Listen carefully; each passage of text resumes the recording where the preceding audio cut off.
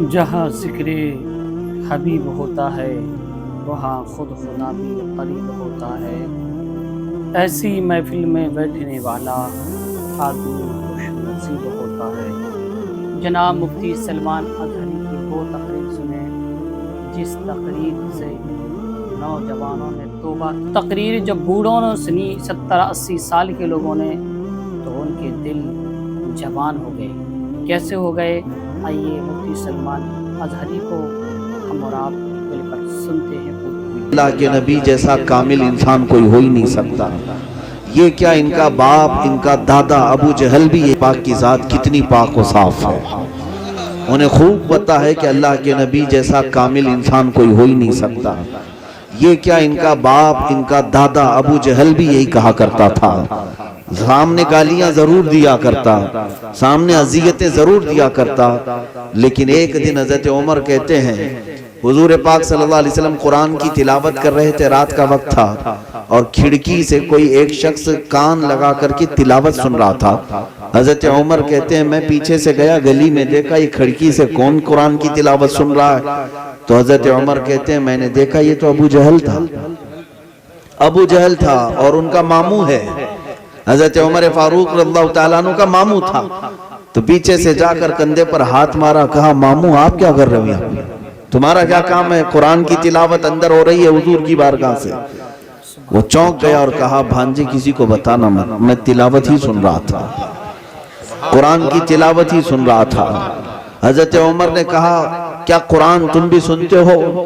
ابو جہل کہتا ہے واللہ خدا کی قسم اے عمر میں کیا بتاؤں، جب محمد صلی اللہ علیہ وسلم پڑھتے ہیں تو زبان میں ایسی شیرینی ہوتی ہے کہ دل کہتا ہے کہ سنتے چلے جائیں، اور ان کے الفاظ میں جو حلاوت ہے وہ میں نے دنیا میں کسی شاعر کی زبان پہ بھی نہیں سنا ہے۔ یہ کون کہہ رہا ہے؟ ابو جہل کہہ رہا ہے۔ اسے خوب پتا تھا کہ رسول پاک کی زبان سے نکلنے والے کلمات حق ہیں، سب پتا تھا۔ سیدنا عمر فاروق رضی اللہ تعالیٰ عنہ نے پھر پوچھا جب تمہیں اتنی مٹھاس ان کے الفاظ میں لگتی ہے، اتنی شیرینی اور حلاوت معلوم ہوتی ہے، تو پھر ان پر ایمان کیوں نہیں لے آ جاتے؟ ابو جہل کہنے لگا بھانجے بات صرف ناک کی ہے، اگر سب کے سامنے میں ان کو مان لوں تو پھر میری ناک کیا رہ جائے گی۔ اس طرح ناک کے معاملات کئی لوگوں کے ایسے ہیں کہ حضور کی ساری سیرت انہیں پتہ ہے، صرف اپنی قوم میں ہیرو بننے کی کوشش کرتے ہوئے حضور کی شان میں گالیاں دیتے ہیں۔ ان کے ناک کٹنے کا خوف ہے، لیکن انہیں پتہ نہیں کب گردن بھی کٹ جاتی ہے۔ یہ اپنی ناک بچانے کے چکر میں رہ جاتے ہیں، لیکن وہ وقت بھی آ جاتا ہے کہ گردن بھی کٹ جاتی ہے۔ دنیا نے دیکھا ہے کہ گستاخان رسول کو اللہ تبارک و تعالیٰ ایسی نہیں چھوڑتا، کبھی کوئی عام بچہ بھی ان کے لیے ہلاکت کا سبب بن جاتا ہے، اور تاریخ نے یہاں تک بتایا ہے کہ حضور کی شان میں بھونکنے والے پر اگر کوئی نوجوان نہیں بھی کھڑا ہوا، اللہ کسی کتے کو کھڑا کر دیتا۔ ہاں کوئی کتا بھی کھڑا ہو کر کے گستاخ رسول کو ہلاک کرتا ہے۔ وہ دفاع جو ہے رسول پاک صلی اللہ علیہ وسلم کی شان کا اللہ خوب بہتر طریقے سے فرماتا ہے۔ عزیزان گرامی، ان گستاخوں کو اور ظالموں کو خوب پتا ہے کہ حضور سے زیادہ پاکیزہ سیرت اس دنیا میں کسی کی نہیں ہے، انہیں اچھی طرح معلوم ہے، لیکن یہ جو بھونکتے ہیں یہ سیاست، یہ اپنی قوم کو ورغلا کر بھڑکا کر کچھ پیسے وصول کرنے، یہی سب چکر ہوتے ہیں۔ ان کو اندرونی طور پر جا کر کے اگر کوئی بات کرے تو وہ خوب کہتے ہیں کہ ہاں محمد جیسا کوئی دنیا میں آیا ہی نہیں صلی اللہ تعالیٰ علیہ وسلم۔ میرے عزیزوں، پہلے تو میں آپ سب سے یہ کہتا ہوں کہ تم پہلے اپنی زندگی کا عنوان سمجھ لو، اپنی زندگی کا موضوع سمجھ لو کہ کیا ہے تمہاری زندگی، کس لیے تمہیں یہاں دنیا میں بھیجا گیا ہے، کیوں آئے ہو۔ عزیزان گرامی، کبھی اپنی حیثیت کی طرف توجہ کرو گے تو احساس ہوگا اس امت میں اللہ نے تمہیں پیدا کیا جس میں پیدا ہونے کے لیے پچھلے نبی دعا کرتے تھے، پچھلے انبیاء کرام دعا کرتے تھے کہ اے اللہ ہمیں آخری رسول کی امت میں پیدا کر۔ جس امت میں پیدا ہونے کی خواہش انبیاء کی تھی، رب ذوالجلال نے بغیر تمہیں دعا کیے ہوئے اس امت میں پیدا کیا ہے۔ یہ کیا ہے؟ رب ذوالجلال کا بڑا احسان نہیں ہے تمہارے اوپر، ہمارے اوپر، کہ ہم نے کب مانگا تھا کہ اس امت میں ہمیں پیدا کر؟ بن مانگے اس نے ہمیں پیدا کیا ہے۔ سب سے محبوب نبی کی امت میں پیدا کیا، ہر طرح کے انعامات تمہیں عطا کیا، تمہاری 2 رکعت بنی اسرائیل کی 200 رکعت سے افضل قرار دیا، تمہاری صرف 2 رکعت رب ذوالجلال نے تمہارے مقامات اور مراتب اتنے بلند کر دیے کہ قرآن میں تمہارا لقب خیر امت قرار دیا، کنتم خیر امت اخرجت للناس، اللہ تعالیٰ نے تمہارے لیے فرمایا۔ اور پھر اتنا ہی نہیں، وَرَضِيتُ لَكُمُ الْإِسْلَامَ دِينًا، یہ فرمایا کہ میں تمہیں اسلام دے کر راضی ہو گیا۔ تمہارے متعلق کتنی تعریف کی باتیں قرآن میں آئی ہیں پتہ ہے؟ هُوَ سَمَّاكُمُ الْمُسْلِمِينَ، وہ اللہ ہے جس نے تمہارا نام مسلمان رکھا۔ دوسرے لوگ اپنے اپنے دین اور دھرم کے نام خود رکھ چکے ہوں گے، مگر تمہارے دین کا اور تمہاری پہچان کا نام خود اللہ نے رکھا۔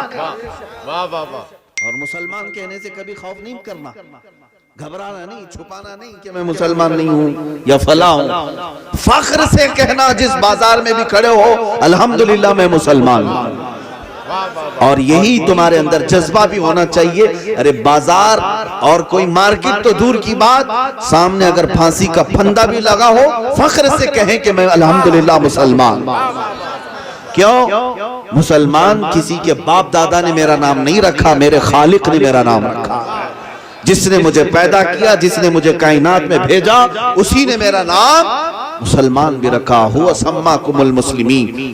میں جو بات عرض کر رہا ہوں، پہلے اپنی حیثیت کو پہچانو، اپنی ویلیو سمجھو، تمہاری اپنی قدر کیا ہے، تمہاری اپنی قیمت کیا ہے، یہ جب تمہیں سمجھ میں آ جائے گا، میں سمجھتا ہوں پھر تمہاری پیشانی کسی اور جگہ جھک نہیں سکتی، تمہارا ہاتھ کسی اور دربار میں دراز نہیں ہو سکتا، اس لیے کہ اللہ تبارک و تعالیٰ نے رکھ دو درمیان بیان میں اس طرح کی چیزیں نہ کی۔